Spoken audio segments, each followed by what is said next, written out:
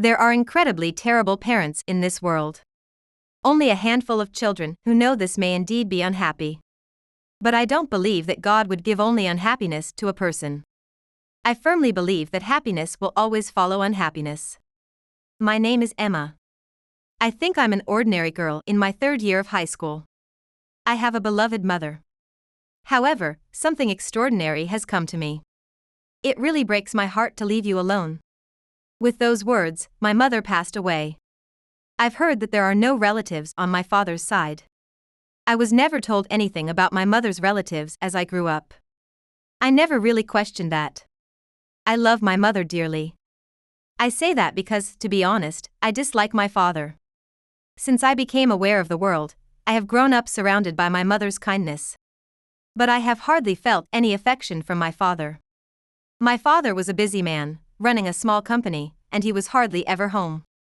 According to my mother, his company is in a growth phase. And this is the most important time, so he works himself to the bone. Thus, she advised me not to think poorly of him just because he's not at home. I understand that he was busy with work and rarely home.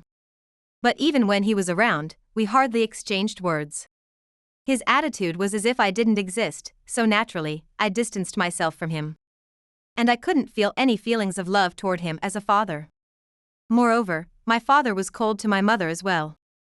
His treatment of her was like that of a servant. Since I loved my mother, I looked down on him and my heart drifted even further away, although I didn't feel hatred toward my father. An incident occurred when I graduated from middle school. My father suddenly said he couldn't attend my graduation ceremony. It was abrupt, as it happened the day before the ceremony. So both my mother and I were surprised. This happened during dinner after the 3 of us hadn't been together for a while. While having a normal conversation, he said that he had urgent work and couldn't go to the ceremony the following day. My mother pressed him, saying it was a special day for their own daughter.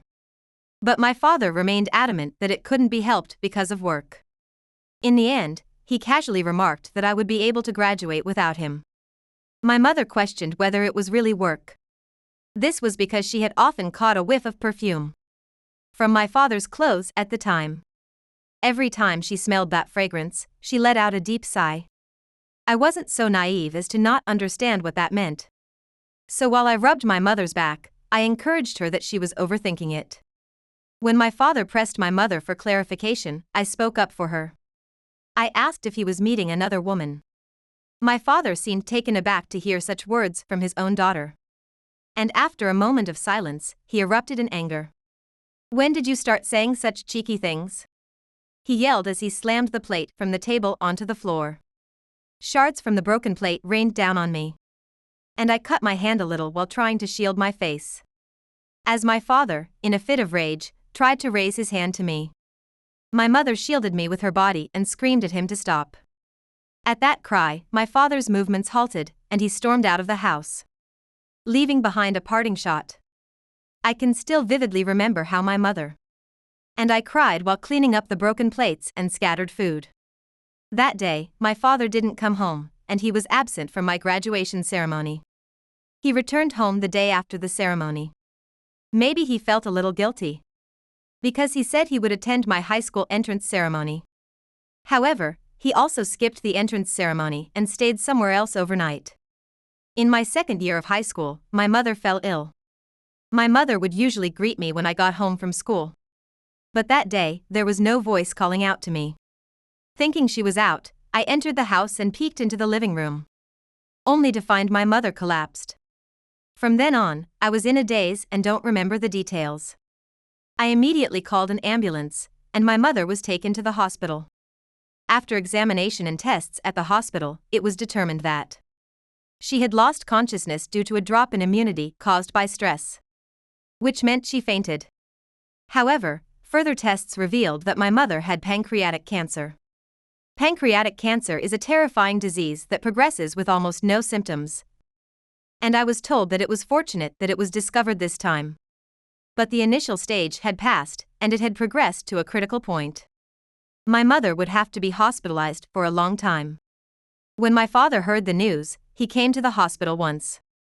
But before he could even hear the doctor's words, he left, saying he was busy.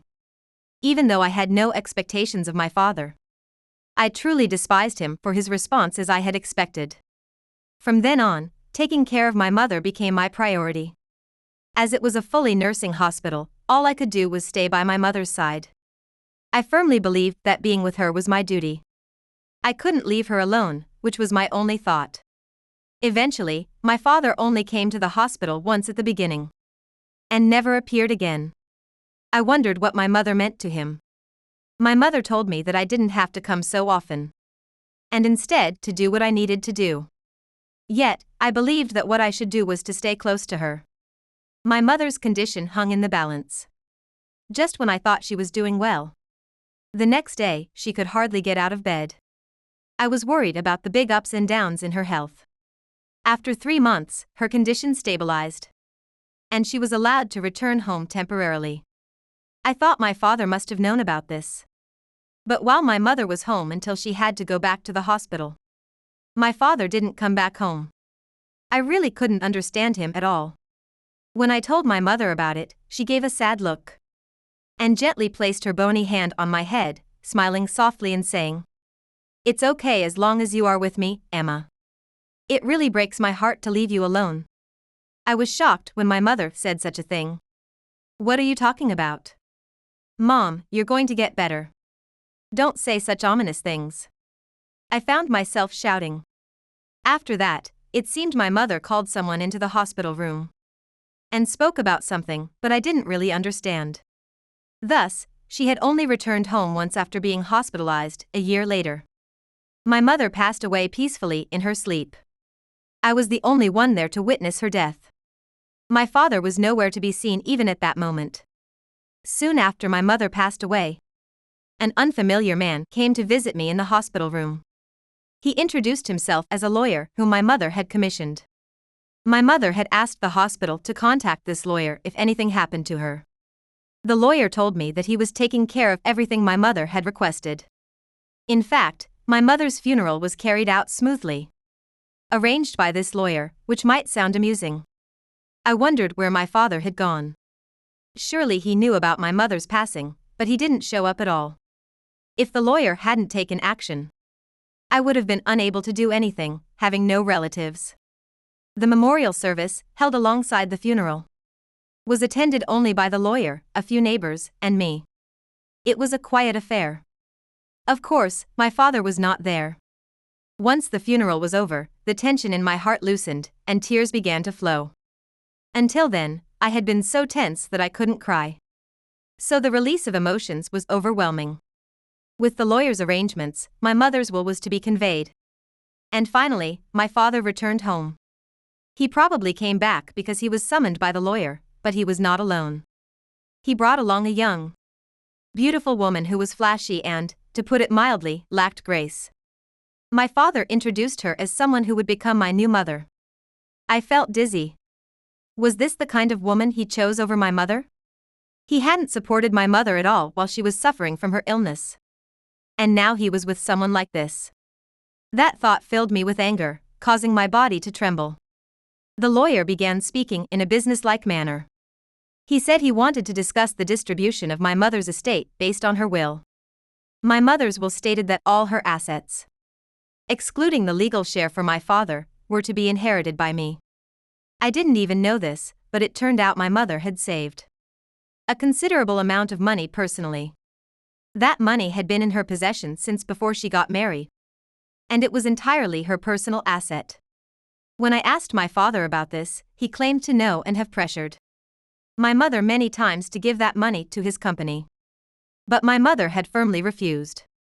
My father had been angry with her, calling her a stubborn woman who didn't care about her own well-being. This led to the deterioration of their relationship. I believe my mother must have been protecting that money for my future. Thinking of this made me cry. My father laughed and said, "After all the resistance, that money will end up being mine," smirking. When I told him that my mother left it for me, he arrogantly responded, "You're only 17, a minor. As your father, I'm your guardian.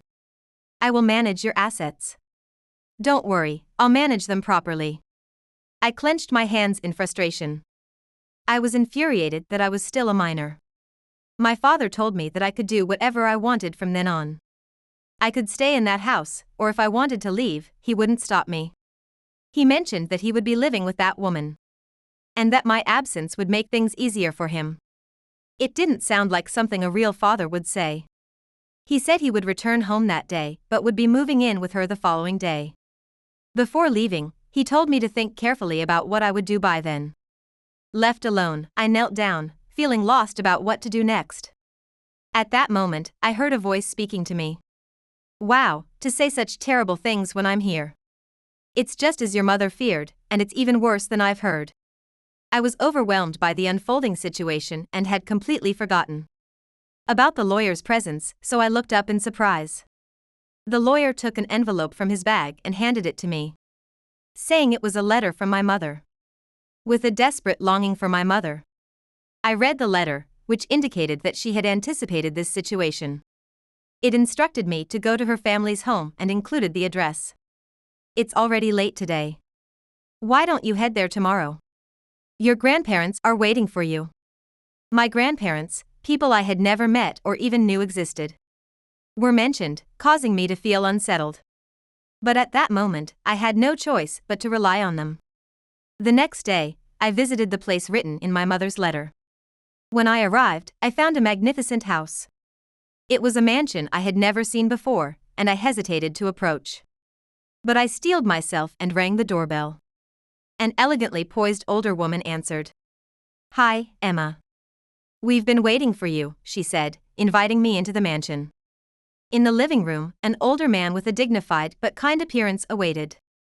As I sat down, they stared at my face intently and then became teary-eyed. They said my face looked just like my mother's when she was a teenager. These two were my grandparents. I have received nearly all the reports regarding you. There's no need to worry anymore. We will protect you. When I asked what he meant by report, he said it was from that lawyer. My grandfather then mentioned that the lawyer was one of his people, and that he had received all the details. After saying this, he added with a chuckle that using the term one of his people made it sound like a criminal organization, but it wasn't like that at all. His playful smile made me feel relieved, and for the first time, I was able to smile back. My grandmother said, We have heard about you from your mother every time there was an opportunity. We have received many photos and have watched you grow. She continued, It has been hard for us not to meet you until now. But I'm sure it was even more difficult for your mother. This was the first time I learned so much about my mother from my grandparents. My mother had met my father, fallen in love, and expected my grandparents to celebrate their marriage, but they had refused. They saw the issues in my father's character and knew it would be problematic. However, my mother ignored their words and went ahead with the marriage. This decision led to her severing ties with her family. At first, her marriage to my father was happy. However, once my father realized he could no longer expect financial support from my mother's family, his attitude toward her changed dramatically. Though my mother tried to give up on such a man, when she learned she was pregnant with me, she thought a father would be necessary for the child and held on. She hoped that once the child was born, my father's way of thinking and attitudes might change, but in reality, things didn't change at all and instead only worsened. My father would say he didn't want a child that cost so much money.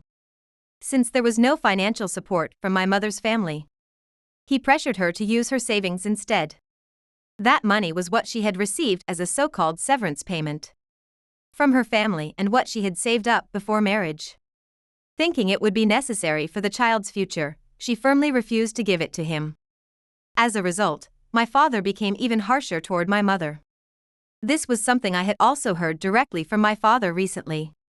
My mother regularly kept in touch with my grandmother and informed her in detail about my growth. Though my grandfather was stubborn because he had cut ties with his daughter, he looked forward to the news of his granddaughter's development. I have made my daughter suffer because of my stubbornness. I couldn't even see her before she passed away, and I couldn't attend her funeral.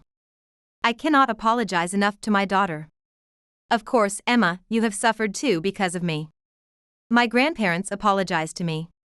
I had no intention of blaming them at all. And more than that, I was just so happy to know I had grandparents. Emma, you don't need to worry about anything anymore.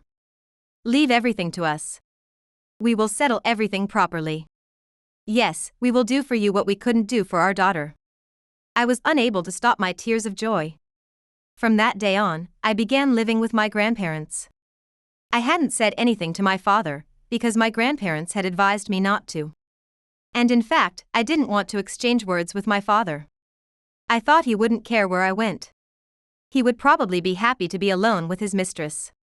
While I enjoyed a peaceful and calming life, my grandparents were steadily plotting their revenge against my father. As my grandfather said, he was using his people to corner my father. In reality, my mother's family had been a lineage of lawyers. And my grandfather was the head of a large law firm. Before marrying, my mother had worked as a lawyer at his firm. She had met my father when he visited for legal advice regarding his company. And that was when her life was turned upside down. However, from my perspective, it's a delicate situation. If my mother hadn't met my father, I wouldn't have been born. First, the asset was seized. My father, claiming to be my representative, had illegally occupied the property inherited from my mother. The lawyer, one of my grandfather's people present at the scene, testified to the illegality of my father's actions. And it was proven that the money was not being used for my benefit at all. My father was using that money for his company and for entertainment with his mistress, who he seemed to have recently married.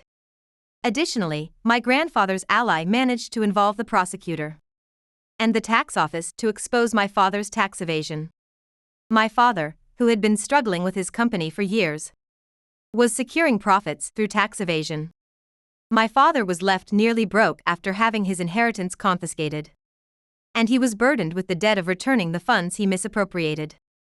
Additionally, his company faced severe penalties due to the tax evasion exposure, leading to a rapid loss of business credibility.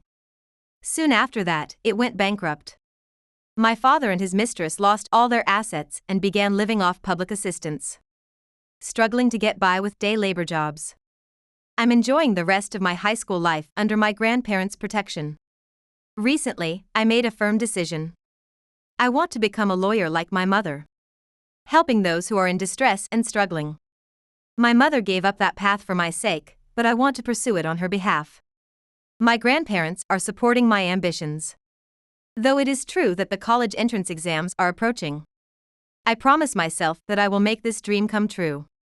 Now, Emma is still young. Wouldn't you like to know what happens to her next? I'll give you a little sneak peek. After intense studying, Emma passed the entrance exam for the law faculty at college. She graduated at the top of her class, and remarkably, she passed the bar exam while still in college. Perhaps her intelligence is indeed inherited.